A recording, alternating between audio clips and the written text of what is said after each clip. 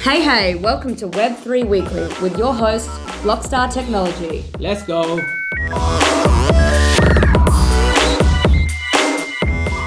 So, hi Insta Nation and the Twitter space people as well. So, we are on our 16th episode today, and we have Corey here from Charlie Holiday attending us for our 16th episode. So, I'll let Charlie give a bit of introduction for himself. So, it's going to be a little bit confusing. To my left, I have Charlie, our Blockstar Charlie, and then I have Maureen, and I have Corey from Charlie Holidays. Alrighty. So, Corey, can you give us a introduction to yourself, please? Yeah, sure. So I'm Corey. I'm the digital manager at Charlie Holiday. So we're an Australian female fashion brand, ready-to-wear appeal and swimwear with a very coastal sort of Australian vibe.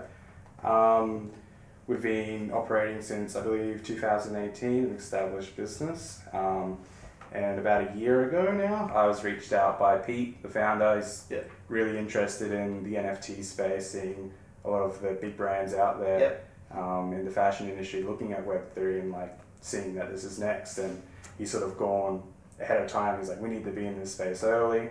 And he's contacted me. We had a couple conversations and ended up coming full time, and we've just been building since there. Oh, awesome, mate. Before that, what did you do? So I worked for another startup that was doing mostly augmented and virtual reality type stuff. So I was working as a 3D artist and business operator. And we were already looking at NFTs back then in that business. So I was doing some 3D stuff for there. And there was another sort of startup NFT that we were doing there. But I was sort of, even back then, before I even got contacted by Pete from Charlie Holiday, I was like, I looked at a couple business types, industries rather, which was fashion and sports, that I thought NFTs going to be huge in, and that's sort of like the areas I wanted to move into. And then just happened Pete was looking for someone, and it was like, this is meant to be, and the rest is history. Oh, I think all of us knows how this is like, going to blow up, right?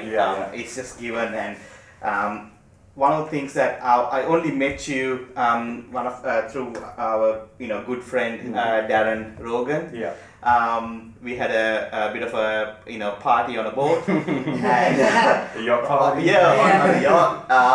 And a little bit bigger than Tini. So such an awesome evening that was, and great. I think we met some great people there and had some good conversations. A lot of positive vibes. Positive in a bad market, everyone's like not caring about the money too much right now, which is really awesome. They're saying, it's not about the money, it's about the value. 100%. The money will come later. Exactly. And everyone's like, it's just everyone's positive for once. When it's like, we had we key people there. It's sort of like not a VIP event, but only people that were invited there. So people that were doing really cool things. So it's like every conversation I had was like very intellectual, very very good, and it was.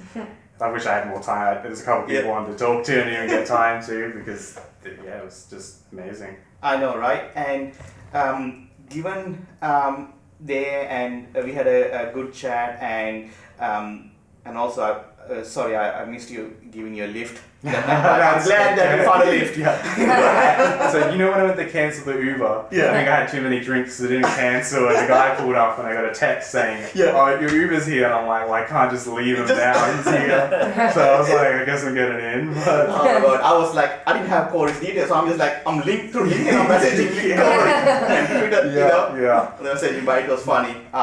Sounds like it was a good night otherwise. It was a really good. I'm looking forward to the next one. I really wish I made that one. But you were recovering. You're recovering. I was definitely recovering. It was my birthday the night before, so I was a little bit wounded. But cool. So, Corey, with Charlie Holidays, so you said like Pete, who's the owner. Given the business being there for a while, and in the holidays, thing as well, the fashion. So what is the reason that going to NFT? Because obviously there are so many use cases when it comes to fashion, right? So if someone goes to a Charlie Holiday website, we see on our screen here, obviously in Twitter Spaces you can't see it, but Insta Live you guys can see it. Is that we have this page here, we have an avatar and we have a model as well. Yeah. So what are you guys trying to do? What is the alpha? Yeah, this is our first collection, which is Novia Series 1. Yes. We sort of spent probably 4 months just thinking of ideas and what do we actually want to do? And we sort of come to realizations, we're here for the long term, so we don't want to start with dropping an NFT or start with this big thing. We want to show that we're not one of the people that are just coming in, dropping NFT and then leaving. We're here for the long term. So I think it was originally actually Pete's idea. He's like, why don't we sort of show we're collectors and that? Yeah. So we were looking, we're already in the space, already looking at NFTs, and as a female fashion brand, we sort of, if a lot of employees are female, we sort of looked at World of Women that sort of, promotes diversity, promotes women, artists in the Web3 space. It's like, there's a big sort of, connection there. We align with their mission basically. So we purchased their NFT as part of the business, business, which you own all the IP for the art. And we're like, let's sort of have a respectful entry. Yes. And sort of introduce our current audience, sort of create an intro into the world. So sort of, take the artwork, which we also really love, especially our designers, and inspire a collection around it that's still very Charlie Holiday, but inspired by the NFT, and then sort of add some other elements like creating our own digital avatar. He's going to be sort of our ambassador for this brand extension, which is Charlie Holiday Digital, and sort of setting that up so we can sort of build on it in the long term, because that's this whole thing was sort of setting up. It's come with us, journey with us in this world. We're still learning a little bit, as everyone is, but let's sort of learn it together. Yeah, now 100%. Going to the website, obviously it talks about the NFTs. Then we can buy the NFT or mint the NFT. So there's actually no NFT with this collection. It's just inspired by World of Women. Got it. So we didn't want to really release an NFT off the bat because one is could seem as we're trying to grab money a bit. Yes. We are super interested in NFTs, and it's probably something we might look at in the future. But it's let's show, let's buy the NFT, which is the World of Women, and show using the ownership, which everyone talks about, owning an NFT. Instead of making our own NFT, let's actually purchase an NFT, show the ownership rights, and show how we can create a whole collection from this NFT. Sort of talk about it to our current audience who might not be super knowledgeable about NFTs yet, but maybe heard about it, want to get interested in that world, and sort of start that journey. Corey, for our listeners that can't see, can you tell us about the shirt that you're wearing? This is one of the shirts from the collection.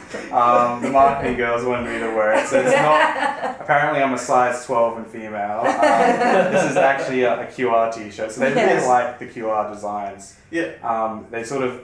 This one is completely scannable, but it doesn't scan super well because it's sort of inverted with the colours. We sort of want to focus on our product mostly, obviously. But it is functional, but it's a sort of a light greeny yellow QR shirt. It's got a boyfriend tee, so it's supposed to be an oversized T-shirt. It's white, sort of fits me a little bit. And it's got a palm tree in the middle, which goes to our sort of resort brand and that. So a lot of the inspiration, so this is, I believe it's over 20 garments in this collection. A lot of the inspiration we've shown is not from a literal NFT, like taking our clothes, apart from the sarong. It's mostly focused on the colours, which is in the World of Women NFTs. The colours is one of the big standout points when you look at the art. They're very bright colours, especially this World of Women galaxy that we're in. And that's where we wanted to our designers took it. We didn't really curate our designers exactly, they're artists in their own way. We sort of, gave them this NFT. We explained the project, which is important because it's promoting femininity and confidence. So this collection is one of our brightest collections in terms of the garments. They're all bright colors. They're all very really holiday, nice. right? Yeah, very holiday. And that's sort of all come from our NFTs or the color palette basically. But good. So Corey, I've got a question.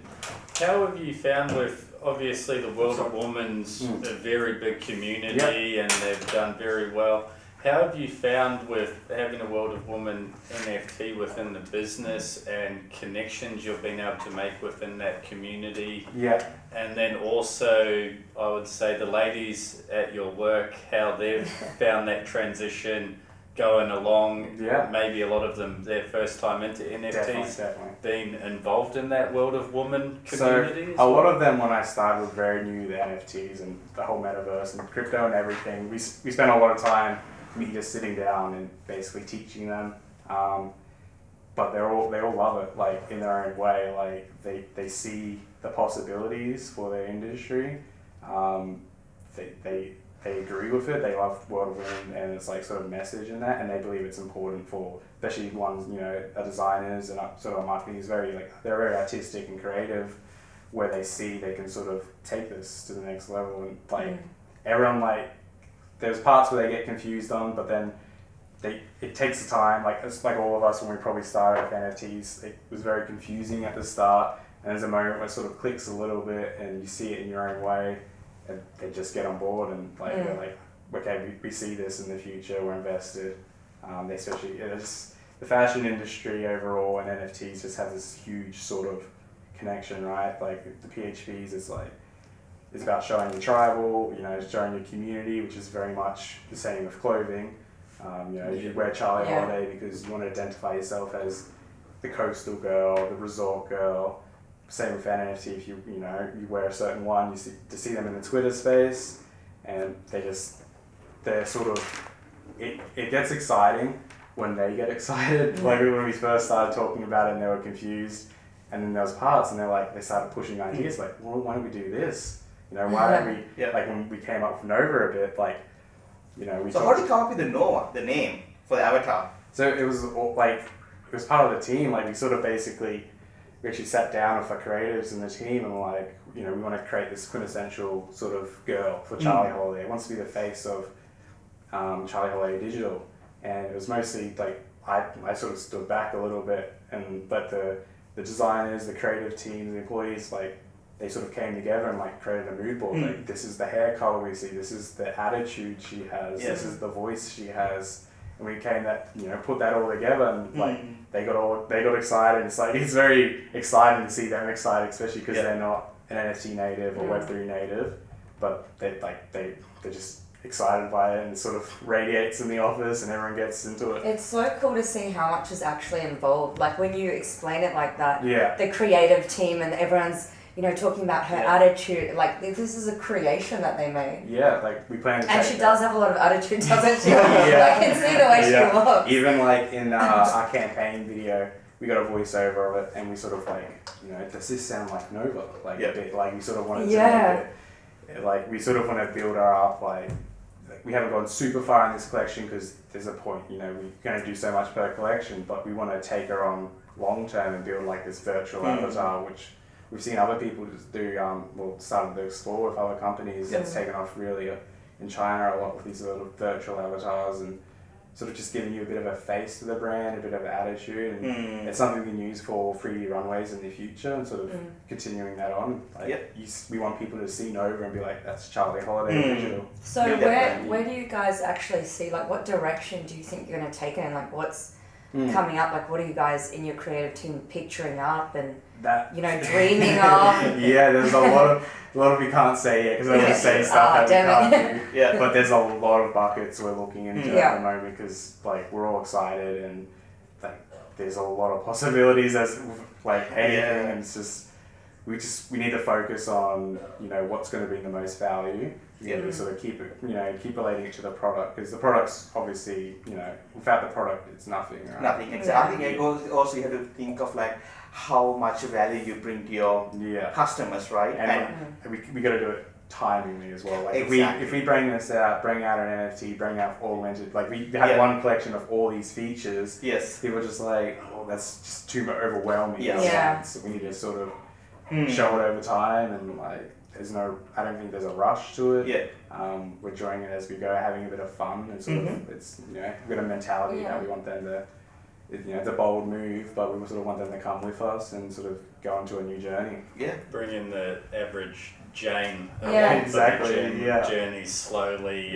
Slow education. I think it's great that you guys are even doing this in this space. I'm not sure that I've heard of too many other Gold Coast or Queensland places doing it. So it's exciting, and the fact that you're embracing it as it is a first mover you have to be in it to win it for a Exactly. start. So I think we're quite early in our industry size where we are. Yeah. I think like you guys are probably familiar with pretty much most luxury fashion brands already doing something. Most activewear fashion companies already doing something. And we're a more, lower level, but everything that these luxury brands do and these high level activewear companies do, it trickles down towards the industry, and we all end up sort of following. So it's like, well, why don't we be ahead of that a bit? Be ahead of the companies that are on the same level as us, and sort of get in early, experiment early, and sort of be ready there already. Yeah, I mean the artifact. Artifact, right? I just want to go and talk about other brands. Yeah. So now you brought up Artifact, Charlie. Thank you for that, because I really want to. I want us to go in that bit of a deep dive on that side, right? Especially when you walk in with your QR code, I'm like, I just scan this. Yeah, it's not an AR one. It's not an AR But one. still, the thing is like now. It's funny, right? Now our minds are almost like programmed to scan anything that we see. Well, right? yeah, this is actually our swing ticket on the collection. Okay, so and it has an over NFT on it. On the other side, we have our QR code that's more scannable. Yeah. We just have it do a link tree at the moment, but it goes to our collection and sort of shows all the information. Okay. But that's something. Wow. Now that we've sort of experimented Yeah. with Charlie Holly Digital using QR codes, we're going to bring that into our, just our traditional brand. So we want to move that into our swing tickets, our care guides, and that for having QR codes just in our normal stuff. It isn't part of our Charlie Holiday digital extension. Yes. It's just Charlie Holiday, a normal collection that comes out every 3 months that we do. We just have the QR codes on each one, and it's just easy. And I think the marketing team would love seeing that, like just a little QR code on the back, and someone say, scan directs you to the website and brings traffic. That would be so much track easier. data as well. Which is really important. Exactly. I think it is, and I think and with the artifact, you mentioned data as well. I'm going to talk about data as well. That's an important thing, and also QR codes. You know what? And because we have a security team here, we have done a few use cases because some QR codes are not safe, right? Yeah. So I just want to touch base on that as well. So with the artifact, Nike, right? They do really cool stuff. Right? In that instance, what they're doing is they are really realizing, I think the major, like Artifact, they're like a digital native, right? Not like LVHM or Ralph Lauren or those guys, or Gucci for that matter. So these guys build, from digital first and now going to fashion. Yeah. And then other brands are really want to be part of it, right? So in this space, you're coming from the fashion industry, right? So about I think around about 3 to 4 weeks ago, like when we were in NFT Fest time in Melbourne, that time I remember hearing an interview that Binance team did with a few major brands, with one of the representatives from LVHM and another brand, and they were asking like questions about how the fashion, this whole digital space, the metaverse / multiverse, and they also coin some words that we don't really like. We don't really like saying that word. Yeah. But and people are just coming up. I think that's the first time I heard this word. Yeah. And I was like, what does it mean? And the word is like phygital. Yeah. Yeah. It comes up a lot. It comes up. I think especially in your world, you might be hearing quite a bit, right? Phygital runway. Phygital. Yes. Physical. Someone digital. enlighten me. Physical, digital. Right? Okay. So it's the digital twin. That's what they are using now. Phygital. Right. So with the artifact, given that technology, right? So they have the NFC. We can pair your digital to your physical item as well. Yeah.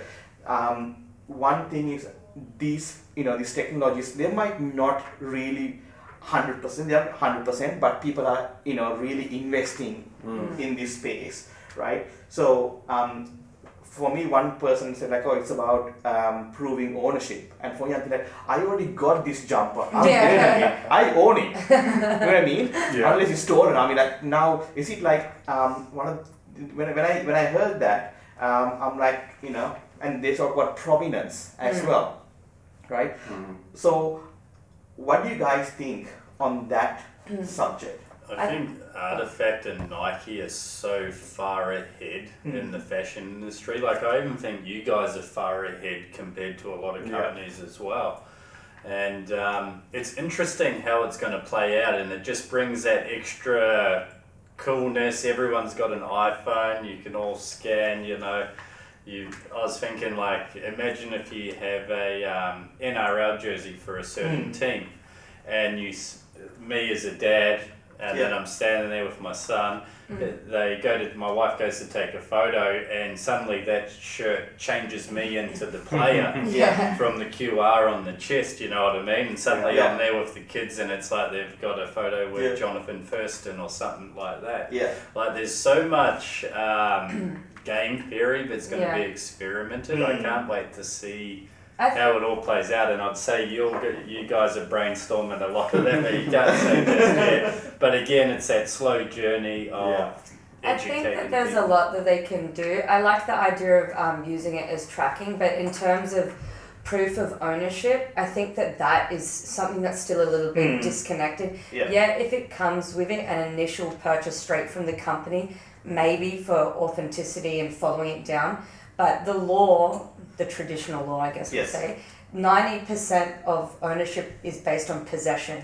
Like you said, if you have something in your possession, like, you are assumed to be the owner until you're proved otherwise. So if someone has a digital, I get that, like, you know, luxury brands are going online and they're saying now you can own a digital copy and a physical copy, but so you can show your digital copy in that world, and this is your that world, because now you have people building their whole lives and avatars in the in the metaverse. So they want to wear like a cool top. That I feel like they're still separate. I don't feel like the connection is. I feel in my way with that, with ownership, is knowing that Louis Vuitton bag or Charlie Holiday bag, shirt, bikini, you've got an RFID chip in there that you can scan and have that authenticity, knowing it's not a counterfeit. That's pretty powerful there. So I think like the whole ownership stuff is very clunky at the moment. Items. That's right. But there is a big sort of push in the fashion industry, I think, right now, because the resale market on clothes is actually really huge.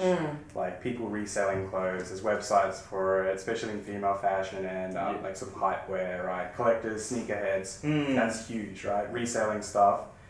And companies like us, we have no data or get any royalties or anything. We don't know what happens. We have data. We have data when they come to a website. We have data when they buy it. We send it to them. Then it's gone. Like, we don't have an idea of it, right? We don't know where it's going. We don't know if people are buying it secondhand. How many they are. Like, what type of demographic. There's like that sort of a value there. It's very clunky at the moment though. It's like, they got the chips or whatever, but it's sort of just all good.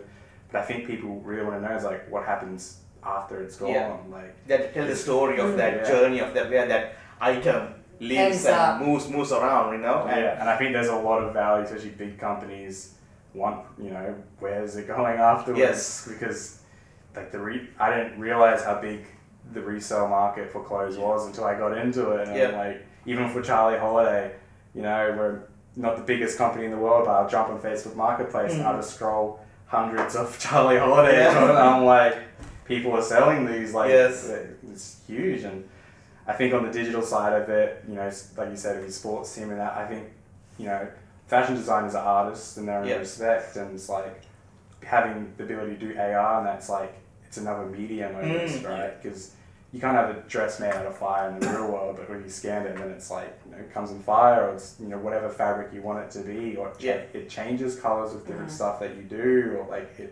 stuff that you do in the world, it updates. It sort of like adds a whole nother aspect to sort of the art side of fashion, and I think that's where it's really interesting, and that's where I sort of see that sort of side of it going. And I love the idea of being able to follow someone when you're out, and if they have a nice outfit, scanning it and knowing where they got it from, so you could own it too. If you think about it, right, this whole the digital world, when you think about that, they're saying like there's about 3 billion people gaming at the moment. 3 billion people gaming, and 46% women. What? Yeah. Yeah. 3 billion people gaming and 46% is women, like the women, right? Yeah. So now they're saying, okay, look, with the fashion brands, so I was thinking about the digital things, right? Yeah. You create once and you can sell it over and over and over again. So some brands, like yourself, it's about, think about the people and, the money, it wasn't the money, that's why you didn't want to introduce NFTs from the get-go, right? And what I'm thinking is that in the long run, this, now the fashion labels see the opportunity, like, okay, you know what, we don't have to worry about, creating and, you can just sell over and over again, and after the first being sold, or second, or whatever, They keep making money on it. and now there's 100% markup, right? It's funny that you say that. I've seen articles of high fashion brands releasing their NFT collections, selling it more than their physical goods, and it's something that doesn't even exist. Yeah, well, look at Sorry, go. As you said, the gaming industry, how much people spend on in-game items. Yeah. It's Crazy, a multi-billion-dollar industry. Dude, I think it's about 2 point something trillion dollars. Yeah, Yeah. no, it's Yeah, I wouldn't be ridiculous. surprised. Right? Like, I come from a bit of a gaming background, like my uni degree's in game design. Yeah. And, like, this is before NFTs were even a thing. I was like 10 or 12. I was playing Counter-Strike. I think I got a gun. It was called an M4A4 HOW, and it was like $400 at the time. Yeah. And they ended up like removing it from the where you could get it. You couldn't get it anymore because there's some copyright stuff. Yeah. But then a year later, it was worth $1,000, and I sold it, and I was 10 years old, and I was like, wow. I made $600, and I was 10 years old, and I was That's like, $10 million. and a digital, it was a skin for it. Like, it didn't give you any upgrades for the gun. It just looked different, and I was like, I never even heard about crypto and NFTs or anything. I was just like, okay, like That's crazy. It opens and then up. a lot of games like around that era, became free to play when they launched. Like Fortnite, League of Legends, all free to play. Very good game model. But you buy stuff in game for cosmetics, and it's taken off. We've seen luxury brands work with League of Legends for skins, and we see Roblox, we see Fortnite, Ralph Lauren's in Fortnite now. It's where it's going. So it's partnerships and building. Collaboration and partnership, which is also a big thing in the fashion industry, and it's a big thing in the Web3 industry. And it's just goes hand in hand. Doesn't exactly it? Yeah. Together, And also I look at it too as like for marketing, like if you have a limited drop, like you see the sneakers in the US, like people go crazy for sneakers, even hats, and if you've got limited edition releases where you've got the NFT and then you use the NFT to go claim your physical pair, but you're worldwide and it's open to everyone all at the same time and verified, rather than a certain shop here, a certain shop there. It's like, hey guys, we've got our countdown. It's like, when the new iPhone comes out and there's a big lineup, it's like, no, I just want to get that NFT and order it to my house. Ticket. I mean, like in the collaboration, there's with the whole the Artifact guys, they went and did a collaboration with who was that young artist, 19 years old, Ferocious. Ferocious, right? Yeah. And that's a cool thing. I mean, that's what you can do like with collab, and it's just mind blowing, right? With what's happening. When you get really good like creative stuff, right? Yeah. It's like one of the reasons this isn't an official collaboration with World of Women, but like we wanted to take because it's like clothing's never looked like this before. Like it's never been so bright. It's never been. But we collaborated with them. We sort of with the NFT we owned rather, and then like we got something very different to what we normally make, and like. The product ended up really nice. Like it's colorful, it's bright, and that sort of you get this merge of sort of creative people, and and it expands your mind on what direction you could go in and what looks good. So like, and I think it lets you experiment a little bit too, because Charlie Holiday might have not done a collection with this colors that are this bright before. But it's a good market test, isn't it? Yeah, exactly. We're allowed to play. Our designers are allowed to sort of play a little bit and still keep it on brand, obviously, but sort of push those boundaries and even just having your Charlie Holiday community with you, but then also been able to bring World of Woman into that community and join them together. Definitely. And So build a community aspect.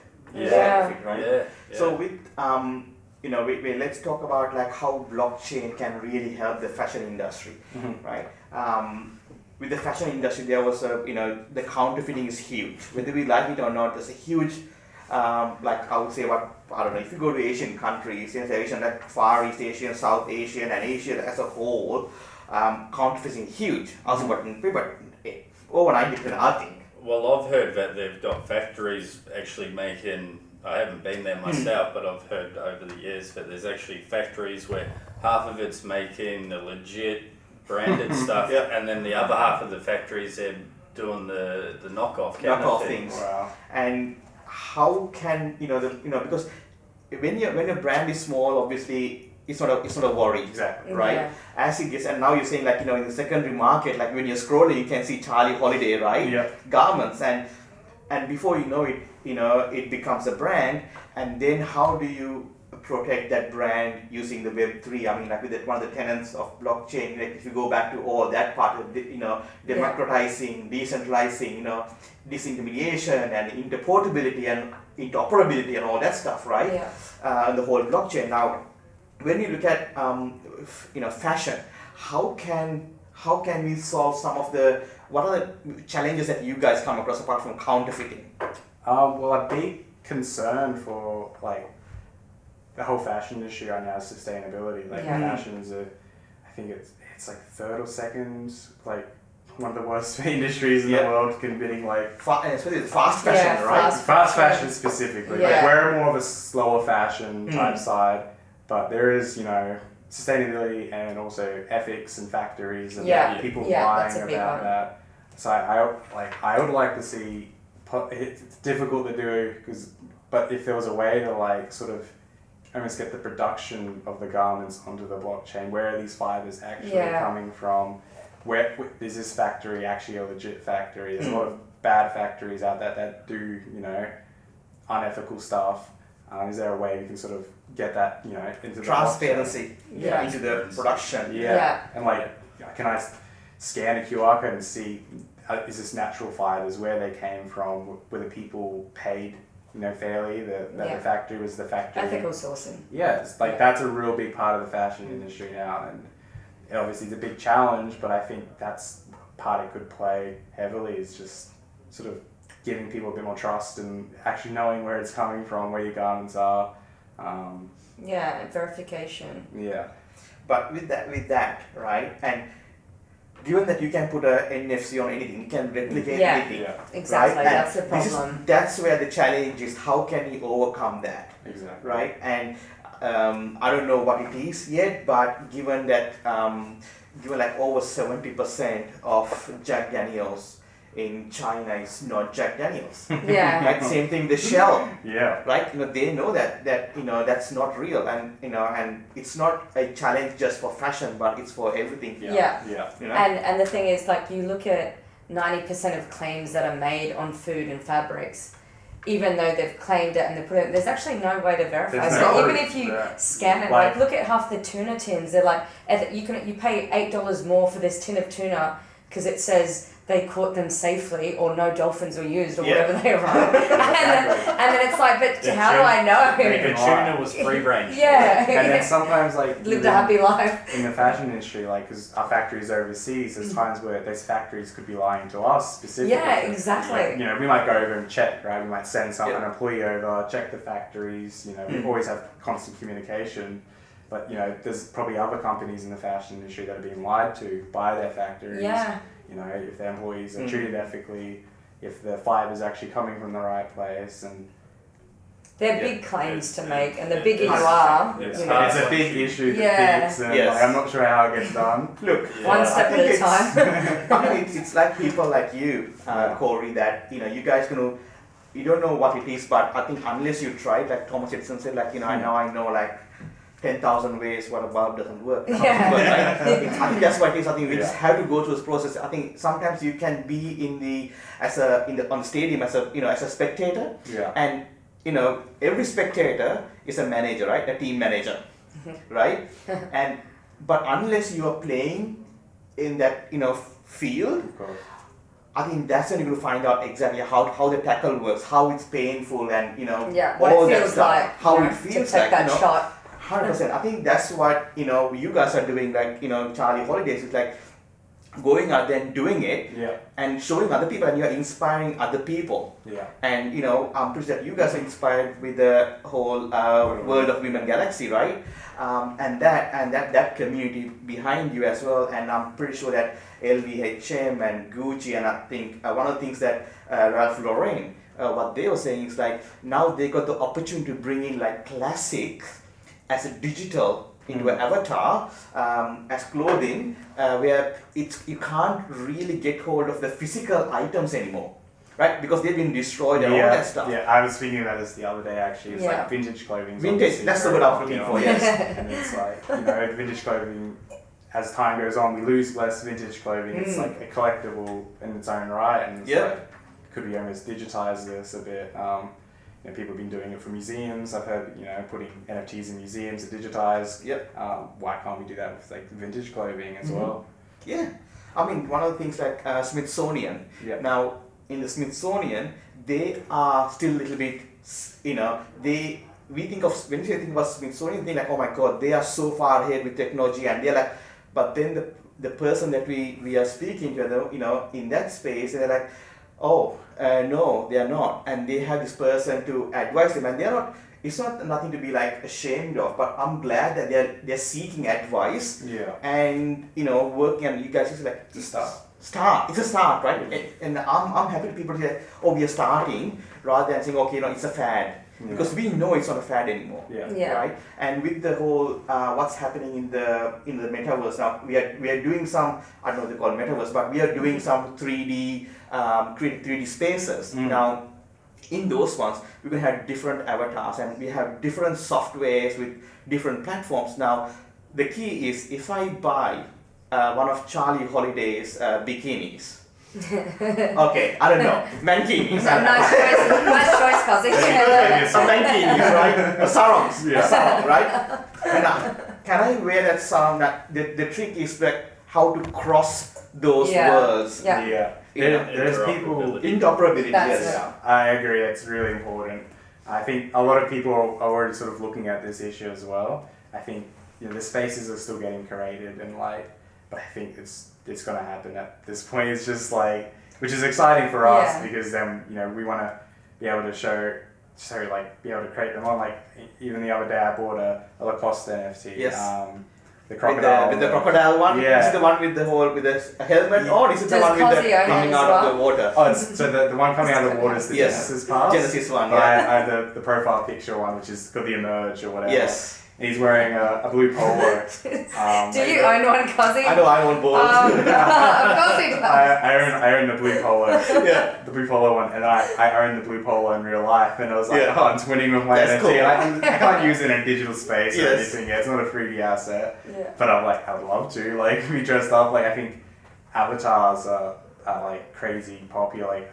Yeah. You guys have probably already seen the last couple of days actually. Yeah, everyone. The AI Yeah. avatar stuff. Yes. Yeah, I did that, and I was like, wow. Everyone's doing it. Yeah, Everyone's doing it. Right? Is it called Lens? Yeah, Lensa or Lens something. AI. And the funny thing is, we have a really good relationship with the people who created it, and Oh, really?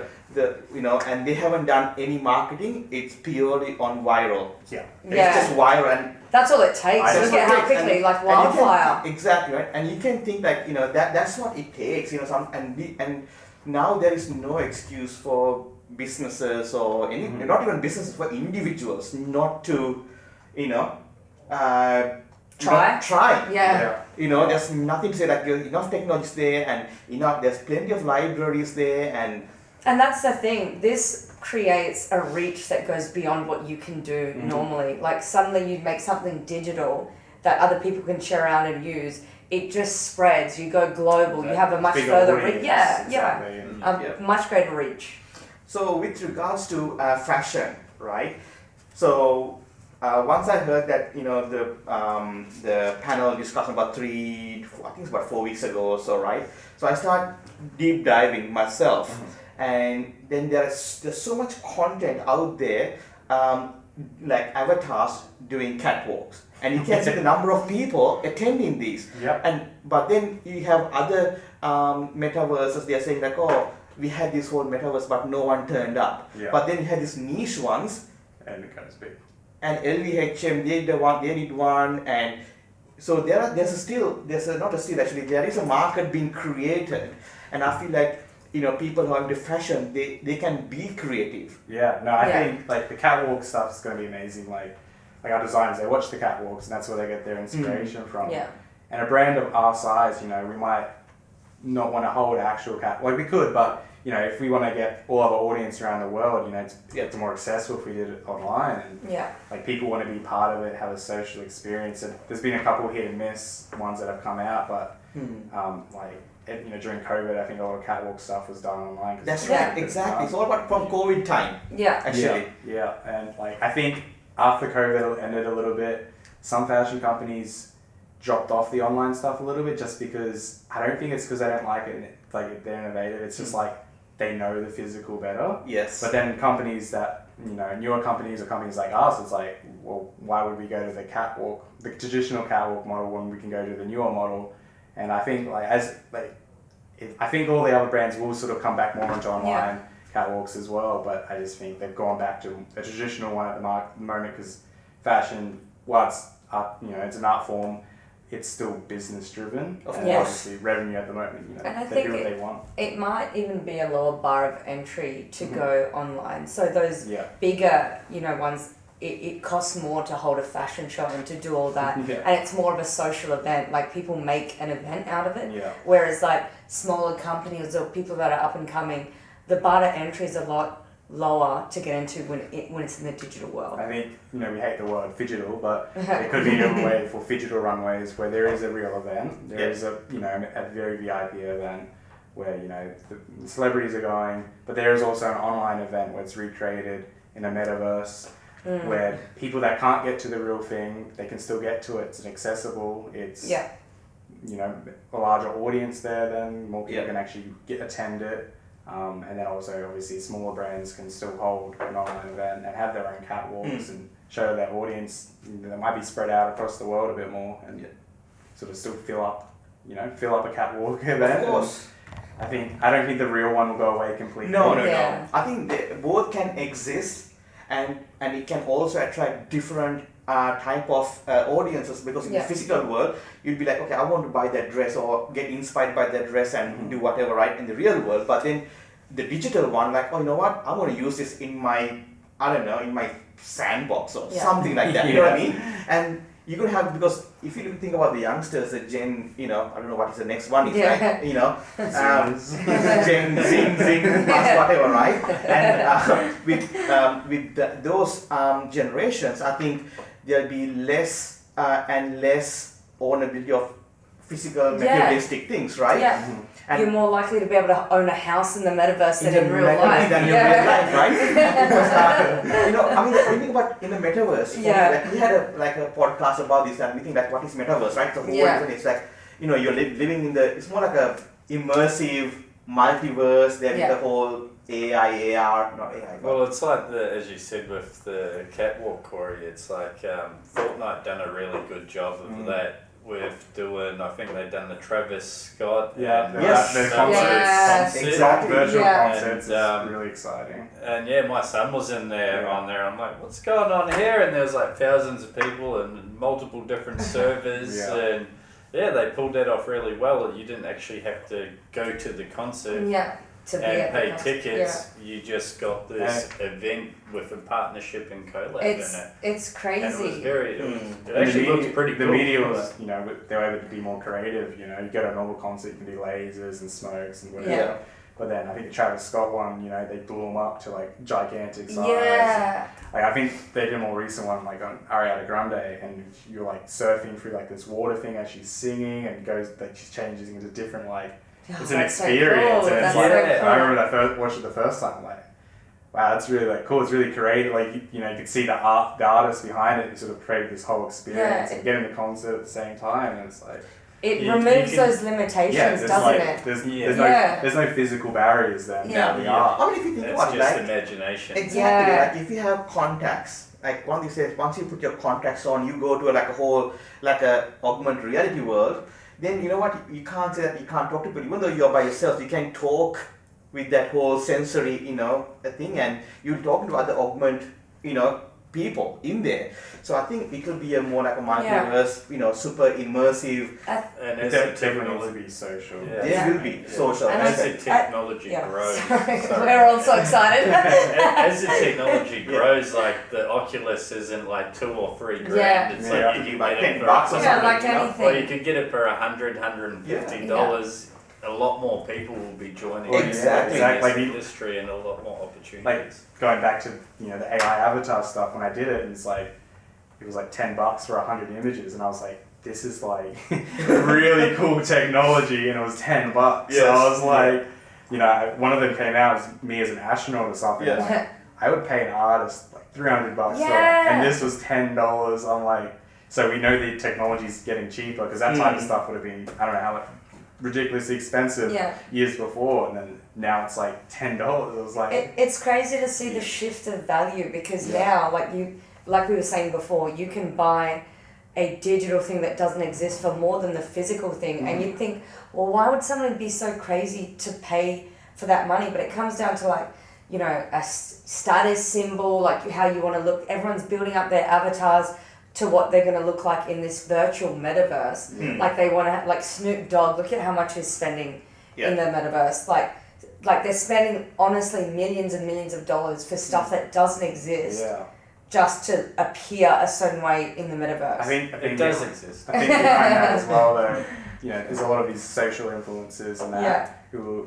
they go out, they hire out a Lamborghini for a day. We all know about this now. They take a picture with a Lamborghini or for Gucci purse, and it's not actually theirs. They've rented it out, but then they own an NFT. It's like I can look at the blockchain. Oh, they do own this NFT. It's actually it's almost more verifiable an NFT than these pictures of Lamborghinis and that. So it's like it's almost more flex in a way. Like you can actually say this is real. I mean, look, with the whole, we just touched base on sustainability, the word sustainability, right? If you just deep dive on that one a little bit, please. So, we think blockchain can be implemented to achieve that sustainability part, but given the blockchain, we have a carbon footprint there as well, right? Let's not forget that. So, now, there are quite a few chains that are, can say not carbon neutral, but less carbon footprint than the others, like Bitcoin. I think that's very well known for high, and then Ethereum is moving away from that, and a few other blockchains. So given all these, with regards to when you're going with a brand thinking of going blockchain route, what type of blockchain do you think that they would be thinking of? Like, we know that it will be more like a carbon, less carbon footprint, but we still have those. You had to have Ethereum, you had to have wallet, and all that still, right? So I think, obviously the issue is, some blockchains are more popular than others, so it's like easier to get people on board, but for a lot of brands, when you look at chains, and that might have to be a bit of a statement. If you want to be a sustainable brand, maybe you've got to sort of double down and go on one of these chains that are more, less carbon, and it's like, because if we're aiming for sustainability, we have to be very transparent around all of it, and focus on what's actually the best use. Obviously, it needs to be still easy for our audience to use. That's obviously really important. But if it's having a negative impact for sustainability, which is going to be important. I think that has still been an open debate. I think everyone would like to think that one is better than the other and everyone bows the other down. But now that we're going into an innovative society where new technology is being utilized, a lot of people are focusing on being a more circular society. So a lot of these things for proof of work now, they're burning methane gas and burning bad gases and circular industry to create this power. So it's not necessarily better or worse. So I think there's just a lot of difference. There's a lot of debate. Like predominantly yes, if it's on energy usage, but I think that we're really starting to reduce a lot of that as well. Yeah. So I think the debate's still open on that. Yeah, I mean, it's like Yeah. it's still expanding, and Yeah. it's like it takes time, but I think it's still, I think the main thing is we're gonna have to be transparent about Yes. everything, especially people, Because they can verify. Yeah, a traditional fan, they need to know what's actually happening with it. I think it's all moving to a better place, Yeah. but obviously it takes time. So what's your preference? I'm pretty I'm on all chains. Like I'm not a diehard on one or the other. Yeah. I think that's a bit silly. Yeah. Good. I think Good. we are in the same boat. We are saying we are tech agnostic. Yeah. I think you have really, because you have to be solution driven, solution agnostic, right? So Yeah. I think that's the way to keep your minds open, and Yeah. that's You've got to what be we're diving. open-minded. You got to, You have to because be if you open-minded. close your mind, you're not looking for better solutions. Yeah. Like if you think one is better than the other, you're not open-minded to, well, how can we make this one better? Yeah, I think they're changing all the time. and All the it's- time. It's Yeah. like, Far too early. it's like, why would you pick one if you don't know what's going to Yeah. happen? It's, they're all innovating and it's all exciting. It's like having all these chains are good because they are all innovating and it's competing against each other. Yeah. And that's, yeah. I mean, and especially with that now, with the different chains, and also with the the NFC, right? We are getting into that area at the moment, and ourselves, and looking at different NFC chips and what they do and how they do it, how much data each chip can store. And is it encrypted? Is it not encrypted? All those things as well. And some of them are not. You can't use them because once you wash it, Yeah, what about that issue? Is like, what do we put in the washing machine? Exactly, It's right? like- And this is what I'm just thinking. Like, I thought it's like initially NFC. You can just Then once you start diving into that space, then you realize, you know what? You can't have just any NFC chip and put it in the washing machine and in the dryer. Yeah. You know what? Then it lose that, right? So, given all the challenges, I think there'll be a lot more shown what's possible in the fashion industry and what's there to be done. I think the jury is out. I think there's a lot more innovations to be done. I think people are doing it. They're doing it by failing and then standing up and then getting punched in the face. I think that's the best way to do it. Fail, Right, fail, iterate, fail until iterate, you get it right? right. I think it's also sort of exciting because I feel like in a lot of ways the fashion industry's been slow to adopt technology in the past. Like a lot of the designs are still drawn 2D, which is one thing we're doing in our company at the moment, is getting our designers to learn 3D modeling to create the assets, which is a staple in the car industry, staple in a lot of production. You can see it better, you can send it to wholesalers so they can get a better idea, which also get better into sustainability because we're not creating as many sample sets. Yeah.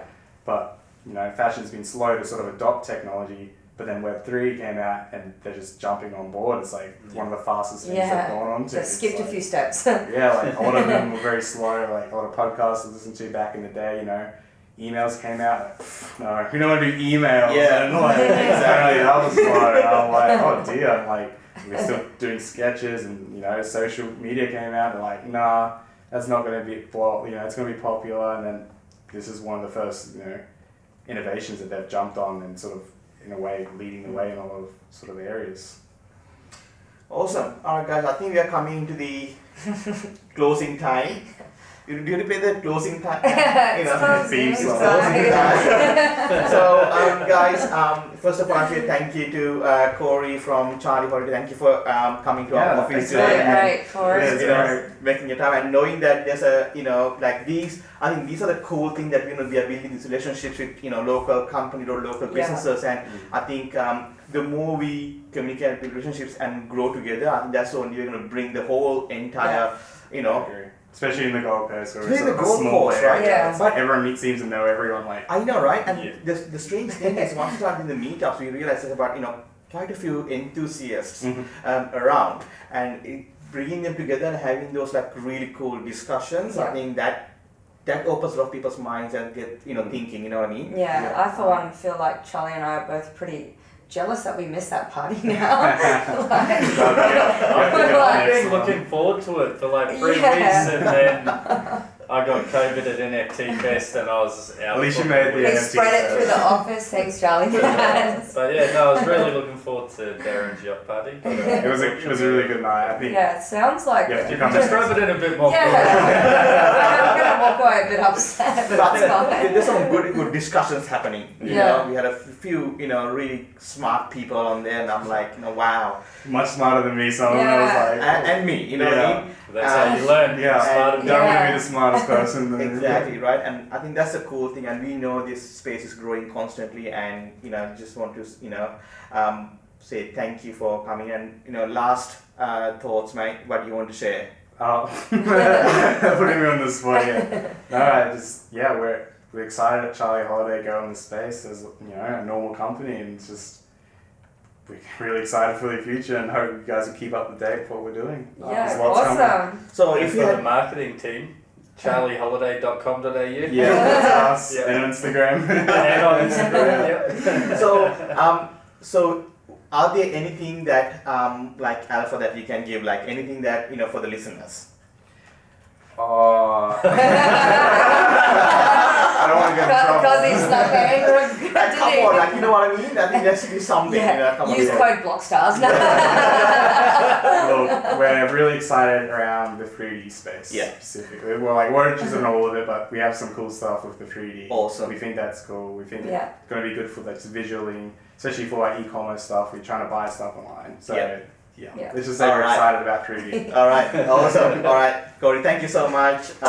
Charlie and Maureen, thank you for joining. Thanks, guys. And thank you, Thanks. Insta Live See you next and time. Twitter Nation. Thank you for joining us, and we'll catch you next week. Awesome. Bye. Thank you. Thanks. See ya. Thanks for tuning in. We'll see you next week. Same time, same place. Subscribe.